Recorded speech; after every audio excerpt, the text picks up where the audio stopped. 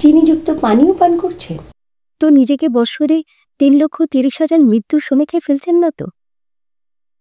CNA প্রকাশিত একটি নতুন সমীক্ষা অনুযায়ী মৃত্যু হারের উপর সম্ভাব্য প্রভাবের কারণ হিসেবে চিনিযুক্ত পানীয়কে দায়ী করেছে।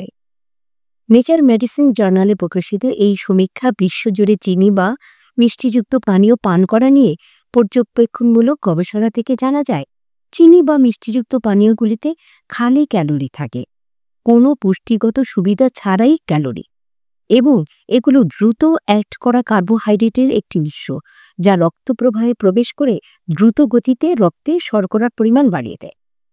সিএনএনের আগের একটি নিবন্ধন থেকেও জানা যায়, তরল আকারে এই খালি শর্করাগুলো মিষ্টি বা মিষ্টি জাতীয় খাবারের চেয়েও বেশি ক্ষতিকর। প্রমাণের সাথে গবেষকরা একটি তুলনামূলক ঝুঁকির মডেল তৈরি করেছেন এবং অনুমান করেছেন যে চিনিযুক্ত পানীয় ডায়াবেটিস এবং কার্ডিওভাস্কুলার রোগ থেকে 3,30,000-এর বেশি বার্ষিক মৃত্যুর কারণ। গবেষণার সিনিয়র লেখক ডক্টর ড্যারিউস মোজাফফরিয়ান বলেন, এটি একটি জনস্বাস্থ্য সংকট এবং এই দুঃখজনক প্রতিরোধযোগ্য দুর্ভোগ মোকাবেলায় অগ্রাধিকারমূলক পদক্ষেপ জরুরি। ডক্টর মোজাফফরিয়ান একজন কার্ডিওলজিস্ট এবং টাফস ইউনিভার্সিটি ফুড ইজ মেডিসিন ইনস্টিটিউটের পরিচালক।